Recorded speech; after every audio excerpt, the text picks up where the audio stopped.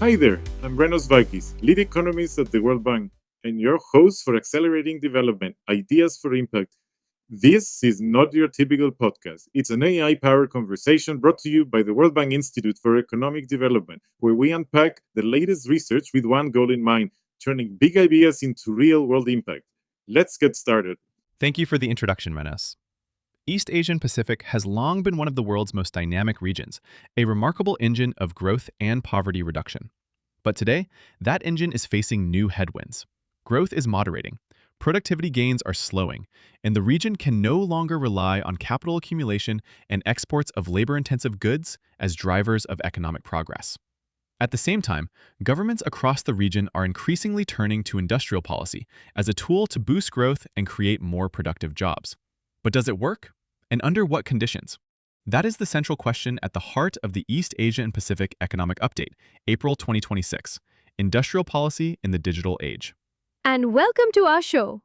It is a critical question and worth pausing on what industrial policy actually means.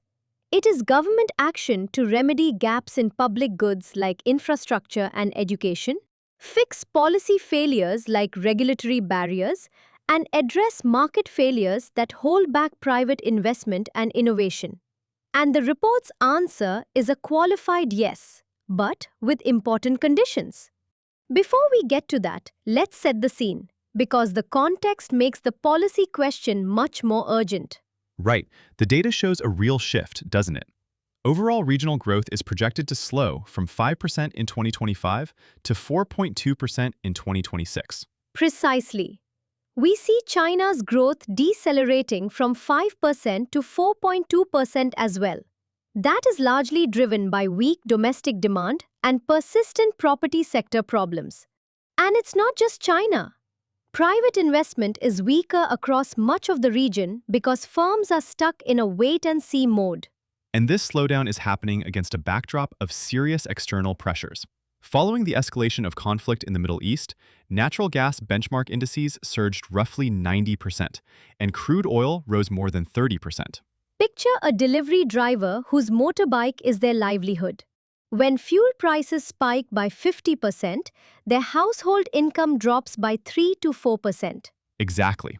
And inflation hurts poor households disproportionately because they spend so much more of their income on food and fuel. A $20 increase in crude oil raises inflation by 0.67 percentage points in Thailand, but only 0.22 in China, which has larger reserves. So vulnerability really varies.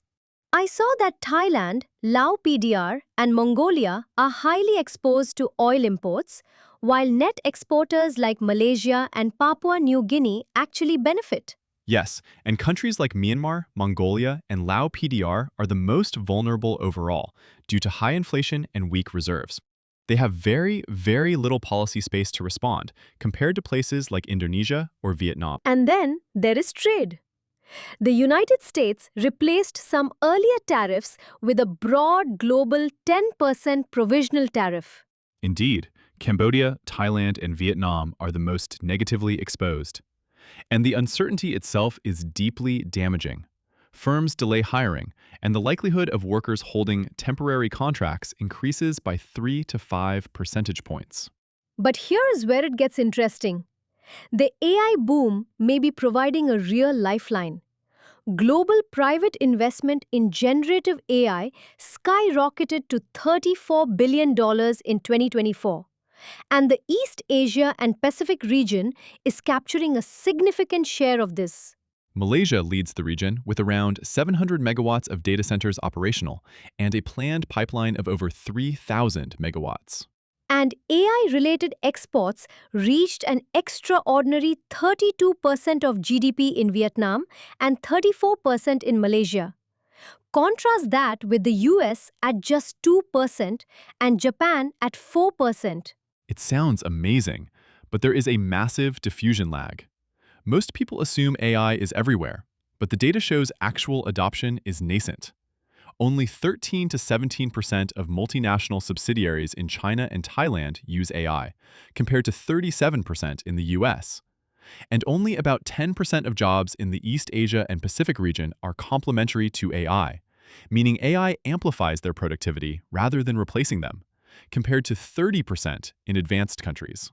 So, this brings us back to the central question: can industrial policy help close these gaps and boost growth?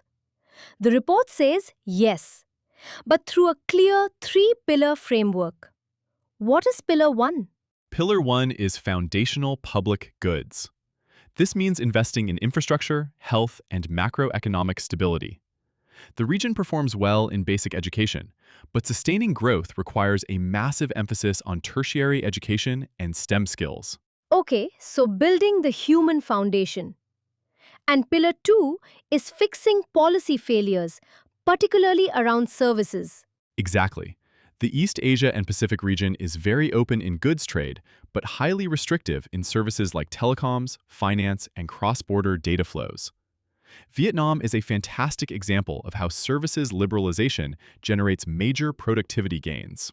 In practice, this could be a government simplifying regulations so a local tech firm can seamlessly plug into global digital networks. Which brings us to Pillar 3: addressing market failures with targeted industrial policy. Yes, but here is the tricky part policymakers face. Targeted support, like subsidies, shows mixed results. It works well in G20 economies with stronger institutions, but in developing economies, it seems far less effective. Because without proper guardrails, subsidies tend to become permanent.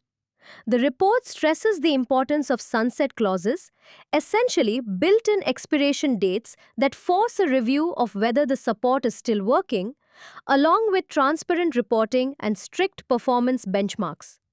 Without these, support gets concentrated in a few firms or state owned enterprises. And that entrenches incumbents, reduces competition, and slows down the very innovation they are trying to spark. Or leads to unintended consequences altogether, like subsidized loans that end up financing new machinery rather than new jobs. Wow. So, stepping back, the big takeaway is that while this region remains a global growth leader, it can't rely on short-term stimulus or broad protectionism anymore. Exactly. The future demands a smarter, more disciplined approach. By focusing on productivity enhancing reforms, empowering human capital, and opening up services, these economies can absolutely thrive in an AI driven world. The potential is truly immense if the right structural shifts are made today. Over to you, Renos. Thank you for joining us. You can find the full report on our website. Just follow the link in the description. Be sure to subscribe to be the first to know about upcoming episodes. And before you go, how do you plan to put what you learn into practice? And what topics you'd like us to explore next? We'd love to know. Until then, goodbye.